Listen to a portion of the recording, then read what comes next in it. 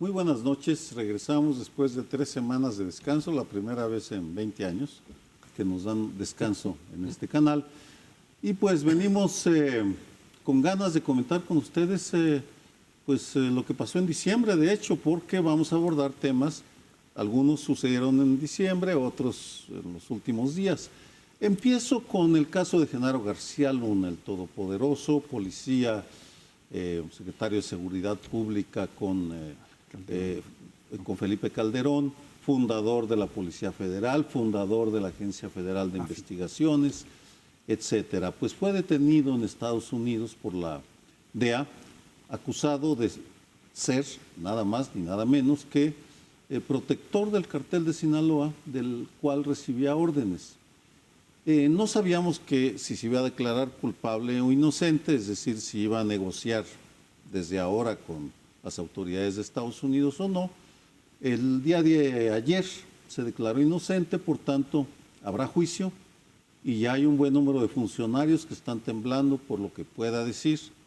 Y aun cuando negocie, también hay el mismo número de funcionarios temblando por lo que le pueda decir a los norteamericanos, porque pueden usarlo después para detener a algún otro funcionario. En todo caso, hay un aspecto fundamental que ilustra el caso de Genaro García Luna, y es lo central. Si hay tanta violencia, si hay tanto criminal, es porque existen redes de complicidad de políticos y de empresarios. Esa es la gran lección que deja Genaro García Luna, porque en el sexenio de Calderón fue funcionario, en el sexenio de Peña Nieto fue empresario, muy exitoso también en ambos casos. En consecuencia, es urgente que se ponga como prioridad el combate a las redes de complicidad, y en ese sentido vale la pena subrayar, resaltar y elogiar que el viernes pasado, en una de las primeras, creo que la primera mañanera del año, el presidente habló de los 4 pilares de la seguridad, su estrategia para este año. Reconoció que hay una gran tarea por realizar, pero dijo, uno de los 4 es combatir las redes de complicidad entre delincuentes y funcionarios. Don Genaro acaba de abrir una caja de Pandora, no sabemos a dónde nos lleve, pero ya verán cómo regresaremos a lo largo del año. Yo pronostico al menos una vez al mes, si no es que más. Bueno, yo quisiera referirme a algunos antecedentes de la carrera muy rápida, vertiginosa en términos de tiempo que toman estas carreras, para ser la figura principal de la seguridad pública del gobierno federal, en varios gobiernos. Su origen es el de un ingeniero que estudió en la UAM Azcapotzalco, de donde yo estuve unos años. Yo fui director del área de ciencias sociales, pero él salió del área de ingeniería. Esto me interesa subrayarlo porque Genaro García Luna tiene un antecedente no en materia de seguridad y en cuanto a su formación profesional, no de espionaje, no de cuestiones que hace la policía, sino en ingeniería, en matemáticas, en operaciones muy sistemáticas, muy claras, que ordenan las cosas, que ordenan la mente de la gente. Y él llegó como policía en estas varias funciones que ya Sergio Aguayo nos recordó y que no voy a repetir, llegando a ordenar de una manera distinta la manera de perseguir al crimen. Ya no va a ser con fichitas hechas a mano para estar, sino vamos a hacer una forma sistemática, a utilizar nuevos sistemas, bases de datos, archivos dactilares, fotográficos, de sonido, de las grabaciones electrónicas. Y él fue creciendo en la esfera de la seguridad, muy vinculado a una persona que fue el fundador del CISEN, que es mi paisano, Tello Peón. Jorge Tello Peón. Cuando venía el periodo de gobierno de Calderón, yo recuerdo que el principal indicado para ocupar la Secretaría de la Función Pública era precisamente Tello Peón. De Seguridad Pública. De Seguridad Pública, quise decir. Disculpe, gracias. Sí. Yo estaba encargado entonces de una mesa que estaba programando cosas para hacer en el futuro, en un programa 2030, del 20 al 30, y allí me tuve que entrevistar con Tello Peón, el cual yo calculaba, como mucha otra gente, que iba a aceptar la Secretaría de Seguridad Pública. Entonces, me dijo Jorge Tello Peón, paisano mío, que era a la sazón el principal agente de seguridad de Zambrano, el gran jefe económico de Cemex, ¿no? El dirigente. Y él era su elemento de seguridad. A donde se iba a trasladar Zambrano, iba Tello Peón, revisaba la plaza, así fuera Asia, África, Estados Unidos, y le daba las medidas de seguridad. Le dije a Tello Peón, ¿va usted a aceptar esto? Y me dijo, no voy a aceptar. Se lo voy a decir hoy en la tarde al presidente electo, Calderón, no voy a aceptar. Y ¿va usted a recomendar a alguien? No, pues yo conozco a una gente muy valiosa, un muchacho, un ingeniero muy valioso que se llama García Luna. Estos son algunos de los antecedentes que yo quisiera dejar ahora, porque hay muchas cosas que tratar a propósito de esto. Pues mira cómo son las cosas. Yo celebro también, como Sergio, que uno de los pilares, porque me parece central, de la estrategia que siguen haciendo, siguen creando el gobierno de López Obrador para enfrentar este terrible problema. Como todos sabemos, es donde menos resultados ha habido y donde menos resultados también se esperaban en el cortísimo plazo, ¿no? Porque es quizá el problema más difícil de enfrentar. En economía puedes decir, oye, te estás equivocando en tal cosa, o deberías de acelerar el gasto, y es una cosa que depende de ti, sí, pero pues acelerar la detención del homicidio, pues no es una cosa que tengas ahí un desarmador y lo puedas hacer. Entonces, celebro que pongan en el centro esto, porque además no tenemos en México, y me sorprende muchísimo, realmente un conocimiento relativamente sólido, fundamentado de qué tantas alcaldías, para irme al nivel más bajo de gobierno, están ya penetradas por el crimen organizado. Hay trabajos que dicen que el 70% de las alcaldías, que sería una barbaridad, y hay otros que dicen que el 30%. 70 o 30 de todas maneras es muy grande y sí creo que sea un pilar central del poder que ha adquirido el crimen organizado. Ahora, hay que ver precisamente cómo se hace. Simplemente nos dijo Andrés Manuel López Obrador en la primera mañanera que será uno de los pilares de su estrategia, pero para eso tenemos que tener un diagnóstico. Ahí sí no tenemos, muchas veces aquí decimos estamos sobrediagnosticados, en este caso no estamos sobrediagnosticados, no sabemos qué tanto hay y qué puedes hacer cuando un electo, si es cierto que el 30% de las autoridades de este país están realmente cooptadas por el crimen organizado, ¿cuáles son los instrumentos que tú tienes para cortar ese vínculo? En un extremo tendríamos que llevar a ese 30% de funcionarios locales, ¿sí?, a juicio, ¿sí?, y a destitución en el cargo, les tendríamos que probar. O sea, es realmente una tarea de una magnitud gigantesca para poderla hacer, pero creo que se tiene que hacer. Eso es a nivel raso, a nivel donde hay derecho de piso, ¿sí?, a nivel donde hay secuestro, a nivel donde hay extorsión, y luego vas siguiendo, para seguir con el tema de García Luna. Si lo de García Luna es cierto, ¿sí?, para mí sigue estando la misma interrogante que nos planteamos el día que lo pescaron en Texas, ¿sí?, que los gringos no sabían que este señor hacía 12 años tenía vínculos con el narcotráfico. A mí me cuesta mucho trabajo pensar por qué García Luna se reconoció como el hombre que más contactos tenía a más alto nivel con las instituciones de seguridad y de inteligencia en los Estados Unidos. ¿Qué pasó allí para que pescaran a este señor y ahora para que se declare inocente? Hable en un sentido o deje de hablar, ¿sí? Algo tiene que, creo que, cuando menos yo en esta mesa no puedo responder.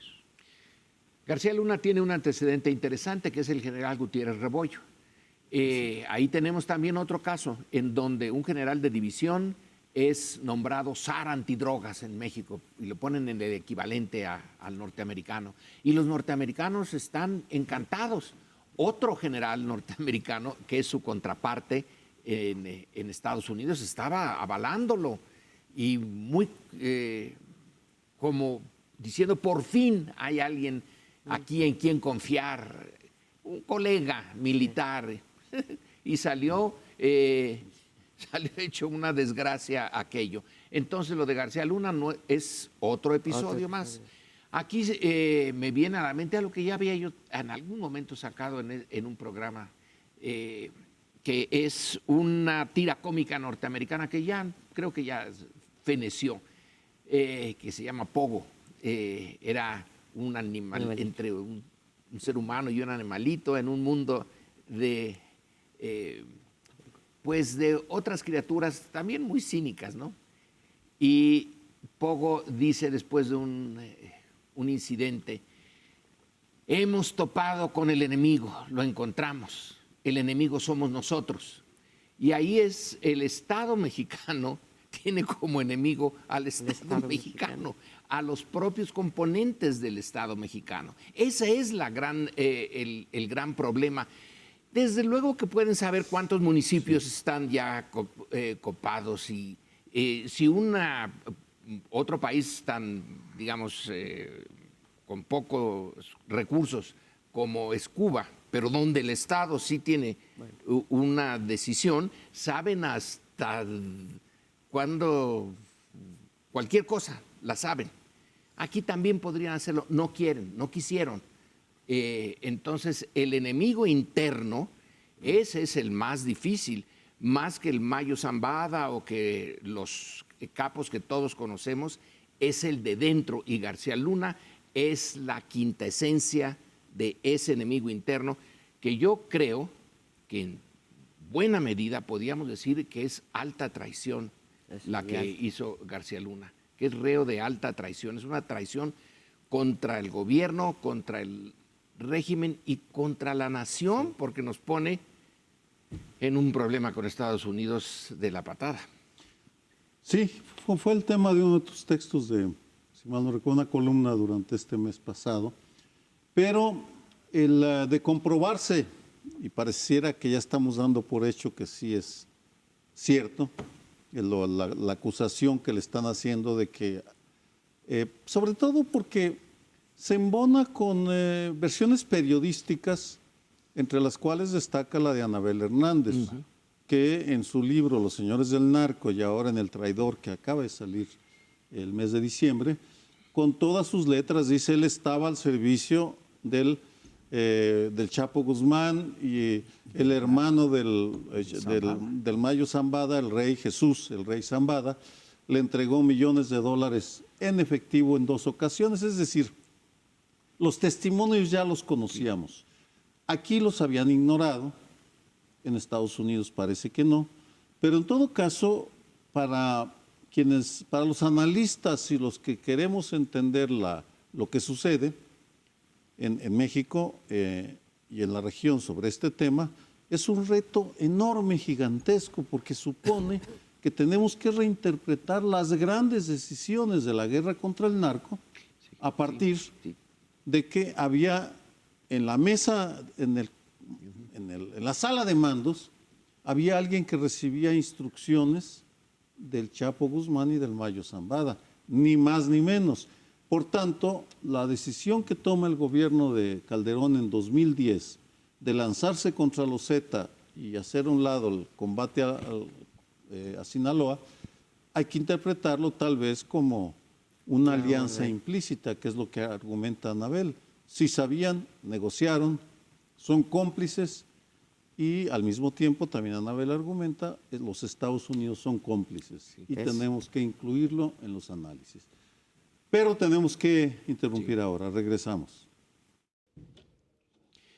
Pues bien, vamos al Medio Oriente. Parece que nunca hemos salido de él, hablo del mundo en general, porque hace ya buen tiempo que está esa parte de la geografía mundial en el centro de muchos problemas, problemas que a veces pienso no tienen solución, hay que administrarlos más que resolverlos. En esta ocasión es por un dron que disparó un proyectil contra un automóvil con una precisión pero perfecta en el aeropuerto de Bagdad, y resulta que ahí estaba el segundo hombre en importancia del gobierno de Irán, que había ido a Irak. Y se trata del general Qassam Soleimani, que es, en inglés le dicen, creo que es Major General, no sé exacto, supongo que es general de división, desde luego. Generalísimo sería en español. Generalísimo. Sí. Y es un asesinato, porque no están en guerra Estados Unidos e Irán. Es un asesinato de un alto funcionario, que se supone que eso no lo hacen las buenas potencias, que hay modales, y no se asesina a los que no se quiere, sino pues, habría un asesinato por docenas todos los días.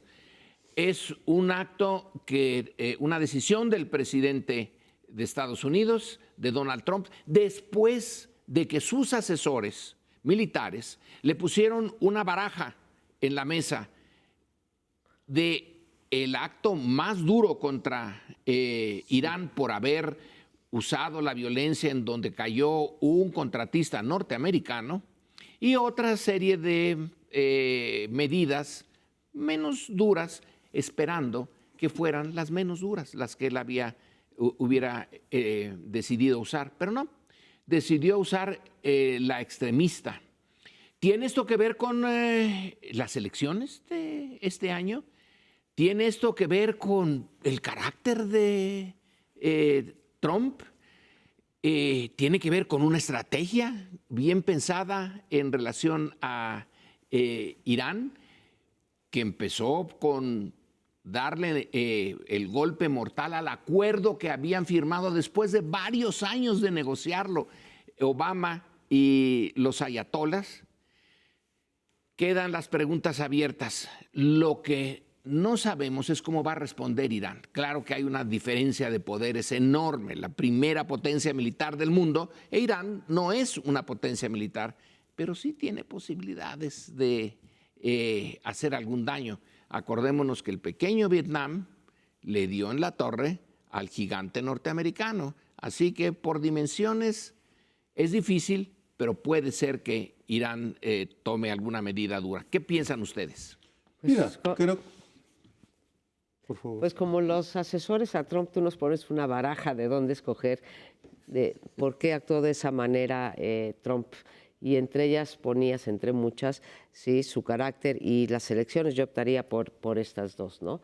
No puedo disociar eso que los norteamericanos llaman el temper, sí, que es el carácter de la persona Trump, y desde luego las elecciones, en el sentido de que cualquier acto hoy en día se va a interpretar como en favor o en contra de las posibilidades que tenga llegar un candidato. El hecho claro es que los republicanos pues no se han pronunciado en contra de este acto. Los demócratas, en cambio, sí se han pronunciado. Sobre él pende el famoso impeachment, que ya, bueno, pasó de la Cámara de Diputados. Yo no sabía, admito mi ignorancia, que Nancy Pelosi lo puede guardar sine die, o sea, por siempre, sí. Una cosa, grecas. sí, una cosa es que lo hayan, de verdad, que le hayan, digamos, dicho que faltó a 2 artículos constitucionales, y otra cosa es que lo manden para que sea juzgado. Entonces creo que en ese sentido Trump y sus asesores estarán midiendo cada una de sus acciones en términos de las elecciones del próximo 3 de noviembre, que va a afectar, bueno, desde luego a mí lo que más me importa es México, pero va a afectar todo Medio Oriente. Creo que está claro que el señor Trump no ha tenido una política medianamente estructurada respecto, más allá de la represión, estructurada respecto a Medio Oriente.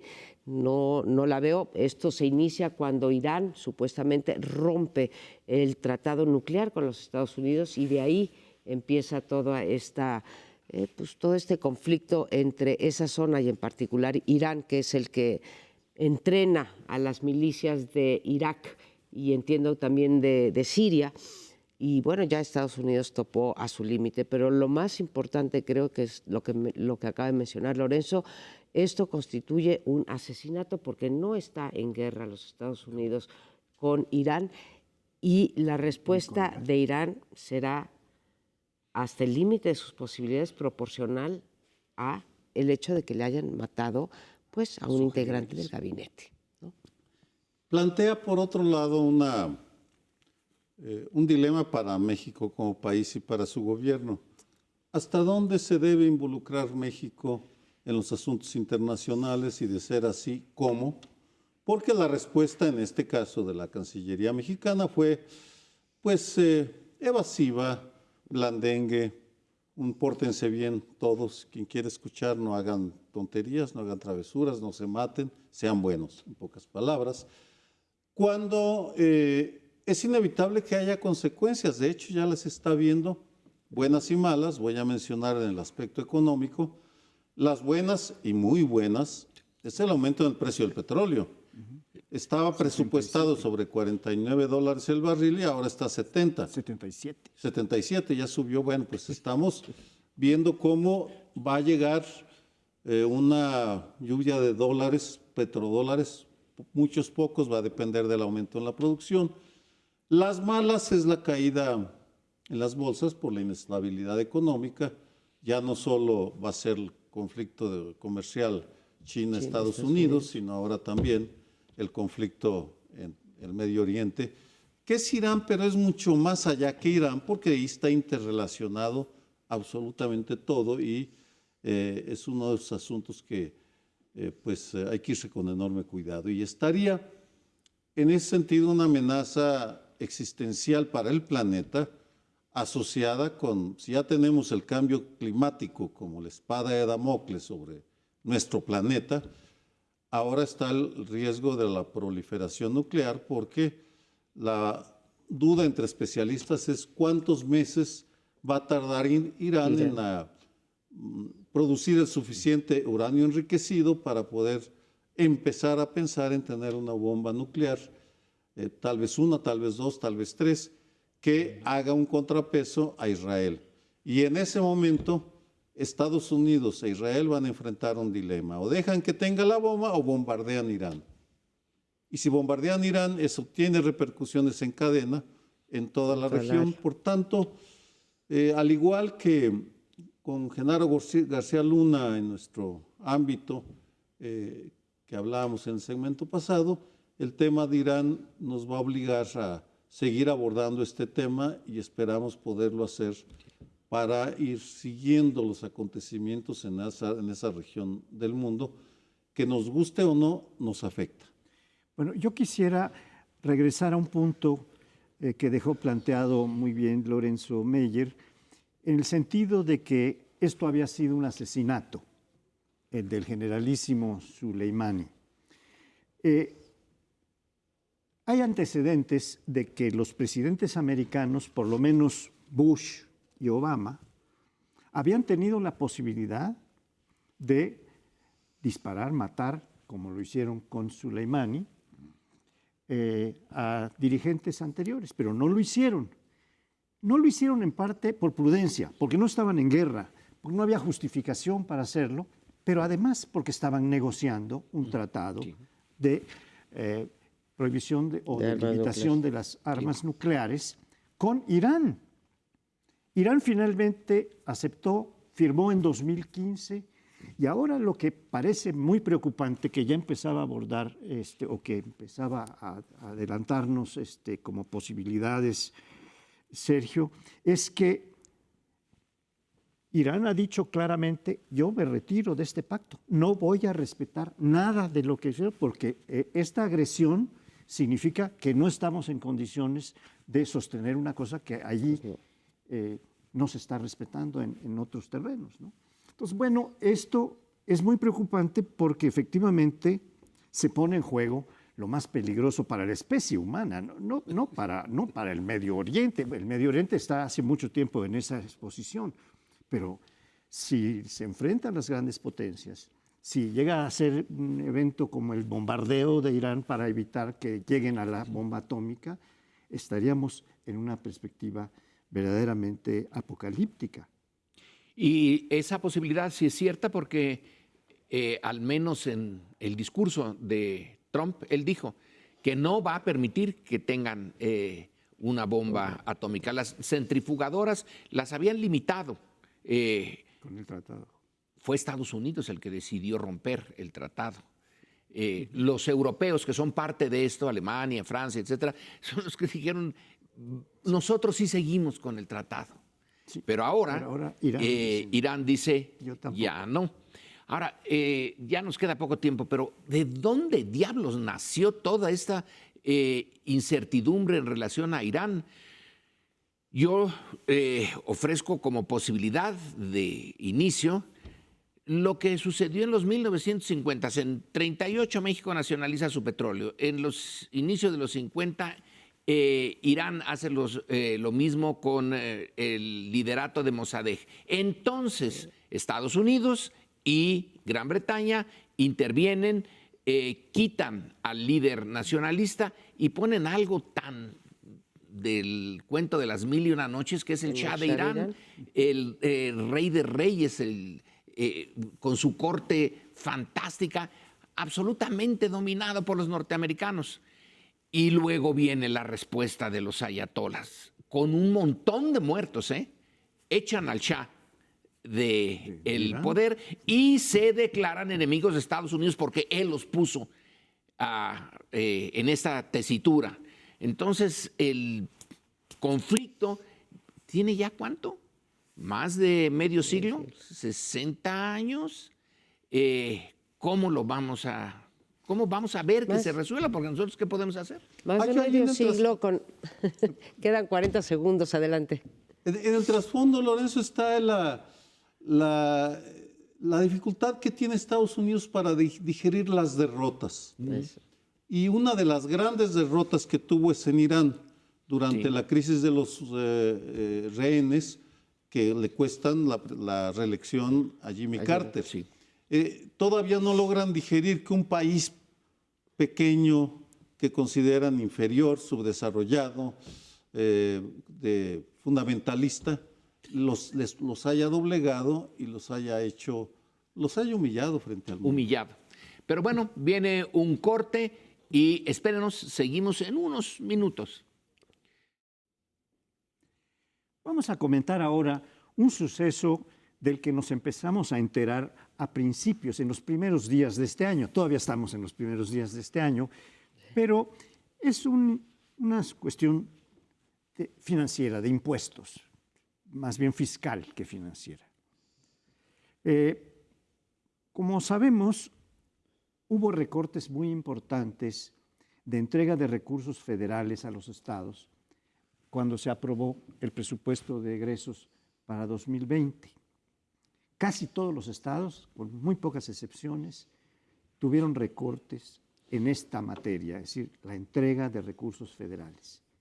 En este programa, por culpa de María Amparo, hemos estado diciendo que los gobernadores, los gobiernos de los estados, son muy flojos y son muy comodinos para cuestión de impuestos, porque se descansaban en los cobros que hace la federación y luego que demandaban cada vez más participaciones. Bueno, ahora no tienen esa posibilidad, porque les están recortando esos ingresos que tenían presupuestados desde hace, pues ya 3 lustros por lo menos. Entonces han decidido pues ponerse a trabajar y a pensar en nuevos impuestos, pero no solo impuestos. Hay 4 tipos de ingresos que tiene el Estado en términos generales, fiscales, ¿no? Impuestos es el más grande, productos, aprovechamientos y derechos. Los estados pueden fijar una serie de derechos. Entonces, también están cobrando nuevos derechos, nuevos impuestos, algunos muy claramente, y además se han ido por ciertas líneas aprobadas por sus congresos de pues gravar más al alcohol, a los cigarros, a los, en fin, al turismo, a los hoteles, Las etcétera. nóminas. Y esto pues está trayendo una inconformidad por un lado, porque van a afectar a la industria turística, van a afectar a algunas industrias como estas productoras de alcohol o de tabaco, y vamos a tener algunos conflictos, y por otra parte, pues van a poder lograr algunos ingresos estos gobiernos que no van a recibir de la federación. Yo le dejo ahí el tema. Yo creo que este es un clásico caso de hacer de la necesidad virtud. En efecto, hay menos recursos. Sí estamos viviendo un proceso de centralización que ya podemos comentar en algún otro programa, que tiene sus aspectos buenos, sus aspectos no tan positivos, pero en este caso se les está exigiendo una responsabilidad que nunca en México han asumido los gobernadores, y yo creo que en la base de eso está el que tengamos un federalismo de papel, ¿sí? O sea, que está inscrito en la Constitución, pero que no, de ninguna manera podemos decir que hay un federalismo real. Y bueno, y como pasa en los matrimonios o como pasa en otras relaciones, pues el que tiene el dinero es el que manda. Entonces, el Estado, la federación, pues manda porque es quien tiene la posibilidad de decir, el pues amor no te dónde doy lo para dejas, María Amparo? ¿Y y el amor donde lo dejo, se los dejo a ustedes. Gracias, Porque yo lo recibo a raudales, hombre. Entonces, bueno, ahora están viendo que no se les va a regalar. Esta tendencia de empezarle a dar más dinero a los estados viene de la mitad del tiempo de Zedillo, del 97, pero se acelera gigantemente con Fox, que se quería ganar, porque era un gobierno sin mayoría, se quería ganar el favor de los gobernadores y empezó a repartir, y uno sabe, una vez que repartes no puedes recoger. Ya a lo mejor no sigues aumentando, pero Sí bajar una prestación o bajar un beneficio que tú has recibido es muy difícil de hacerlo, ¿sí? Bueno, pues ahora llegó Andrés Manuel López Obrador y les dijo, a ver, señores, la cobija está muy chiquita para repartir, rásquense con sus uñas. Y la verdad, hay una parte, creo que es muy positiva, ¿sí? Porque los mexicanos vivimos engañados, pero los estados pueden cobrar como 9 impuestos distintos y no los cobran. La famosa tenencia, cuando se volvió un impuesto estatal, tres cuartas partes de los estados dejaron de cobrarla. ¿Por qué? Porque cobrar impuestos es impopular. Entonces, claro, los cobraba la federación, se los regresaba y ellos tenían un cachito para gastar, ¿no? Bueno, pues que vean y que no solamente pague la impopularidad el gobierno federal. Pero creo que esto nos lleva a un problema que viene inexorablemente, que es el nuevo pacto fiscal que habrá en esta federación y que realmente se decida entre federación y gobernadores quién cobra qué, cómo, cuánto, y los diferenciales, como pasa en cualquier país. Me voy a vivir a Oaxaca porque es más barato en términos de impuestos que en Monterrey. Y que haya una verdadera competencia entre los estados y sobre todo que acabe la pereza fiscal de los gobernadores. Bueno, es que vamos así. Hay un punto que espero que no ocurra, pero que se debe de tener en cuenta. ¿Por qué han ocurrido algunos de los grandes movimientos que ahora caracterizan a América del Sur? Por el aumento de algunas tarifas, de algunos impuestos. Si el gobierno local que decida hacer estos aumentos no tiene muy firmes sus bases sociales, si hay una actitud ya ahorita de recelo, de que no están haciendo las cosas bien y vienen impuestos, pueden tener una reacción negativa. Y en este siglo XXI parece que hay sociedades que están muy dispuestas a lo que no se hacía hace tiempo, a salir y protestar. Entonces van a tener que hacerlo con mucho cuidado, explicando bien y transparentando en qué se van a usar esos recursos. Por otro lado, van a pagar los gobernadores de ahora los pecados de sus antecesores, que es la deuda. Tienen una deuda, pero fenomenal. Hay aquí un estado que Sergio ha tenido que conocer muy de cerca, que es Coahuila, y vaya que si dejaron Endeudado. ese estado endeudado. Ahora van a tener que pagar, se decía que es una injusticia que los hijos paguen los pecados de los padres. Pues sí, los gobernadores de ahora van a tener que pagar los pecados de antes. Y Fox pudo hacer eso de dar dinero a espuertas porque tenía el petróleo. Pero ya se acabó Cantarell y ya no hay ese dinero. Entonces van a ser tiempos difíciles para los estados, sobre todo los más endeudados. Sí, coincide, es el final de un ciclo Ay, sí. que iniciara el de la descentralización que se inició con Zedillo, Educativa. se acentuó con Fox y con Calderón y enriqueció a los grandes sindicatos y a los gobernadores, porque fueron los años en los cuales la bonanza del Bester Gordillo, que está de regreso, por cierto, empoderada, engallada, con ganas de pelear y de defender a los maestros y sus ingresos, supongo, que también importan.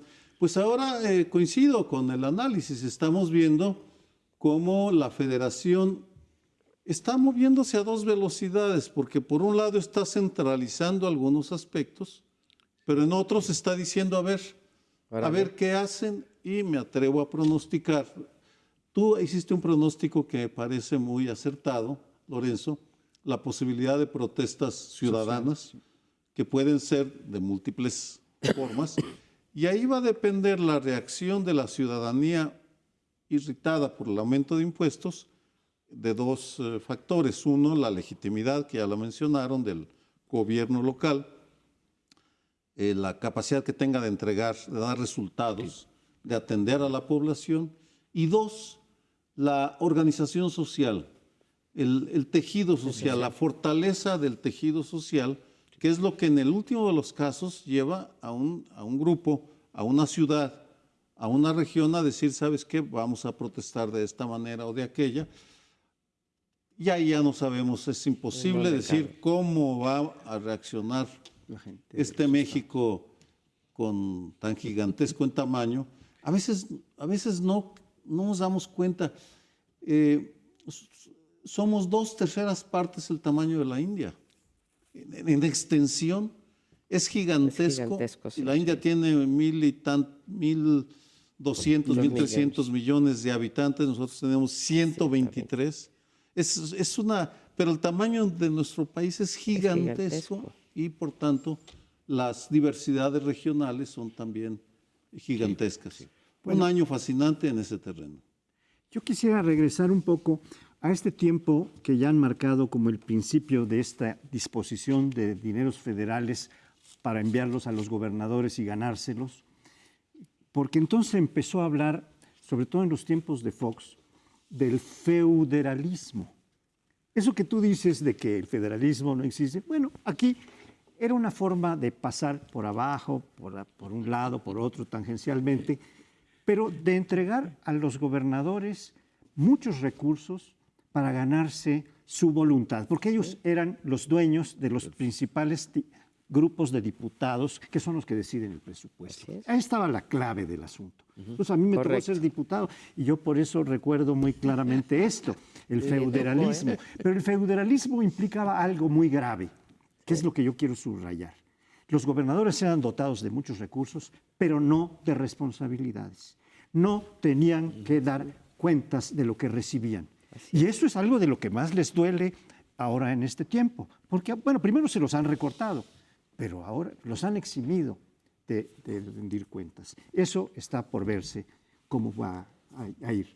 Pero en términos de federalismo, ahí sí podría haber realmente una cuarta transformación. Ahí lo veo clarito, distribuyendo responsabilidades y distribuyendo también los recursos. Ahora, ¿qué pasa con las bases del federalismo? Tú no puedes comparar un Oaxaca con un Nuevo León, por eso se habla de la parte resarcitoria, ¿no? Hay estados que no tienen ni recursos naturales ni grandes empresas, talento, etcétera, sí, como podría ser Oaxaca. Entonces, ¿cómo hace esta parte? El pacto que hagan el presidente de la República con los gobernadores va a ser fundamental para el futuro de este país. Pero nos tenemos que ir a otro corte. No nos dejen, un par de minutos estamos con ustedes. En este programa no nos gusta ser adivinos y normalmente lo que hacemos es fundamentar nuestros juicios, pero como todos los años sí queremos ofrecerles un punto de vista sobre a dónde vemos que van las cosas. Es difícil hacerlo porque, pues, así como ocurrió lo de Estados Unidos e Irán y subió el precio del petróleo, pues pueden ocurrir muchas cosas por azar que somos incapaces de prever. Pero lo que sí sabemos en estos momentos es que Andrés Manuel López Obrador llega con mucha fortaleza en términos de legitimidad, de aceptación, de aprobación de su gobierno. Bueno, yo diría más bien de su persona, más que de sus políticas. Incluso hoy, mucho más arriba que Consulta Mitofsky, lo trae el financiero Alejandro Moreno, lo trae con 70% de aprobación el día de hoy. Y pasa lo mismo que con otras encuestas, hay una gran aprobación a la persona, al mandatario, y no tanta aprobación, o incluso hay reprobación de parte de sus políticas. En donde mejor evaluado sale también en todas las encuestas es en materia de corrupción, es donde la gente percibe que su política está siendo exitosa, y donde menos es en la parte económica y en la parte de seguridad. Bueno, pues esos son los dos retos que tiene. En términos económicos, ha corregido recientemente López Obrador, corregido en el sentido de que el crecimiento sí importa. Ya volvió a decir que será posible crecer en el sexenio 4%, sigue apostando a que habrá inversión y habrá crecimiento, pero eso va en contra de lo que dicen los analistas económicos, tanto nacionales como extranjeros, Banco de México, bancos nacionales y desde luego organismos internacionales. Entonces, uno es la economía y el otro es la seguridad, en donde aparentemente se está replanteando, veo que se está replanteando la estrategia de seguridad. Lo que no veo es que se esté replanteando la estrategia económica, a pesar del pacto económico hecho hacia el final del sexenio, el pacto de inversión con los empresarios. Lo que vemos es que la inversión sigue bajando y que no hay visos de que esta vaya a subir, y por lo tanto no habrá el suficiente dinero para que Andrés Manuel López Obrador cumpla con otra de las columnas de su gobierno, que son los programas sociales. Entonces, los retos los veo ahí, economía y violencia, pero lo pongo a... En economía yo creo que tenemos que poner una variable que ni Andrés Manuel ni nadie tiene capacidad de manipular, que es la externa. El mundo en general está bajando la intensidad de su crecimiento. Si China, que llegó a tener el 11 y el 12% de crecimiento de su PIB al año, ahora está ¿en cuánto? En 6, a la mitad. Lo bajó a la mitad y no se ve que lo vaya a poder subir. Otros países de América Latina están también en una situación similar. Se fueron las commodities, porque China baja su consumo y entonces el ciclo negativo se refuerza. Así que hay un elemento muy importante internacional sobre el cual no se puede predecir. Podemos decir, y con eso concluyo, que en México ganó la izquierda en 2018, pero es una izquierda que no se propone de ninguna manera cambiar el modelo capitalista. Sí, ¿no? Va a seguir con lo central del capitalismo. Se propone simplemente disminuir algunas de sus brutalidades de ese capitalismo. Eso ha escandalizado a algunos y dicen, por eso es que no se invierte. Pero no se invierte porque porque hay algo estructural en el mundo. Ahora, la parte de la seguridad, en esa quizá haya más control interno, pero tampoco, porque si el maldito mercado importante de las drogas está fuera de nosotros y el mercado de las armas está fuera de nosotros, también tenemos ahí un elemento imposible de predecir cómo va a ir. Sí, la parte de seguridad. Es cierto que hay un esfuerzo de reformular la estrategia, pero aún es todavía insuficiente. Sí. No quiero sonar hipercrítico, pero por ejemplo, los 4 pilares que mencionó el viernes pasado, la Guardia Nacional es seguirle apostando a la parte militar, la inversión social, Sí, que- apostarle a los jóvenes para que no se los lleve el crimen organizado, es decir, combatir a la complicidad. Pero a esa estrategia todavía le faltan 3 ingredientes y los voy a enumerar simplemente porque son fundamentales. Uno es Estados Unidos. Sí, se está incluyendo las armas, pero todavía no obtenemos la colaboración de Estados Unidos. Estados Unidos no ha tomado medidas al día de hoy para frenar el flujo de armas. Segundo, el tema migratorio. Hay que verlo como parte de la ecuación de seguridad, porque se están creando en algunas partes del país bolsones que están siendo aprovechados por el crimen organizado, que están usando a los migrantes en tránsito o en frontera sur o en frontera norte.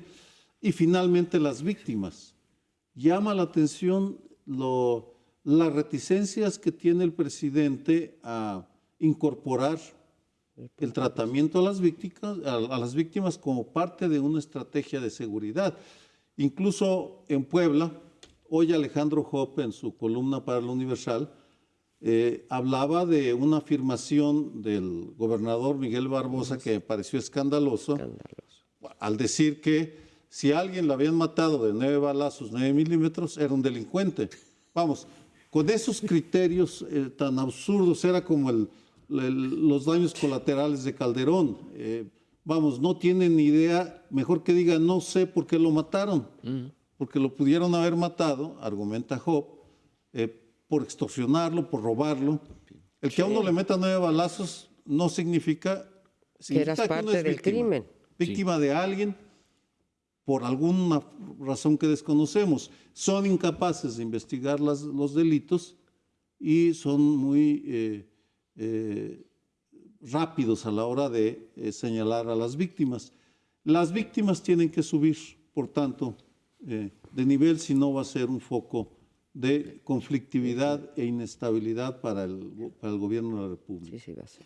Yo quisiera nada más abonar un poco algo que decía Lorenzo, en el sentido de que este gobierno nunca se ha propuesto establecer un régimen socialista, ni mucho menos, sino que ha tomado la fórmula del generalísimo, ya que hablamos de generalísimos, del generalísimo Morelos, que dijo, hay que morigerar, hay que moderar la indigencia y la riqueza. ¿Cuánto y cómo lo va a lograr? Es uno de los asuntos que queda como interrogante en este año y lo que sigue del gobierno. Yo quisiera salir un poco de la parte económica y de seguridad para encaminarme hacia alguna referencia de lo que va a ocurrir en el futuro en materia política, de actores políticos. Va a haber tres nuevos partidos. En realidad no son nuevos. Nil novum sub solem. Uno de ellos se llama, no hay nada nuevo bajo el sol, ¿verdad? Nuestro latín es tan bueno que no... Bueno, no tenía yo por qué traducir, pero bueno, ya entiendo que su conocimiento lo Desde luego que tienes que traducirlo. Bueno, el partido Nuevas Redes Sociales, redes sociales progresistas, perdón, no nuevas, simplemente es una continuación del PANAL. Es el partido de los maestros, impulsado, sin decirlo, por la maestra Elvester, etc. Ay, por su yerno y su nieto. Bueno, tampoco seamos claro, tan- por eso digo que no hay nada nuevo bajo el sol. Estamos de El segundo políticamente partido, que correctos. es tampoco nada nuevo, incluso conserva sus siglas, es el partido Encuentro Social, que ahora se va a llamar Encuentro Solidario, ¿no? Es decir, mantiene PES. Es el de los señores protestantes que han organizado y se han sumado a la 4T, etcétera. Hay uno nuevo que es simplemente el Partido Acción Nacional, el Partido México Libre, que están encabezando Que ya también. Felipe Calderón y Margarita Zavala, su esposa, que ya aparentemente han cumplido los requisitos. Pero este año, como estamos programando algo o estamos pensando en lo que va a ocurrir este año, ya tenemos elementos para decir que tendremos 3 nuevos partidos para las elecciones federales de 2021. Irrelevantes. Irrelevante por Irrelevantes. ahora, pero vamos a ver qué ocurre con estos. La ¿Qué tanto- Trinidad, Sí. tres, Tres. distintos, pero una sola verdad. Los 3 quieren el dinero. El Las dinero. prerrogativas. Es dinero, Bueno, es ahora, lo muy que- relevantes para Andrés Manuel López Obrador, que le conviene que se siga fragmentando la oposición. Pero, en fin, ya nos quedan 20 segundos y vamos a ocuparles en decirles que les deseamos muy feliz año, que esperemos que nos sigan todos los lunes, como siempre, en este horario estelar de Canal 11, y que le deseamos al canal y a todos ustedes lo mejor para el 2020. Y que no abusen de la rosca de Reyes. Por porque- favor. Aunque no se hagan rosca. que no se haga- Pues feliz. Hasta el próximo lunes. Feliz año.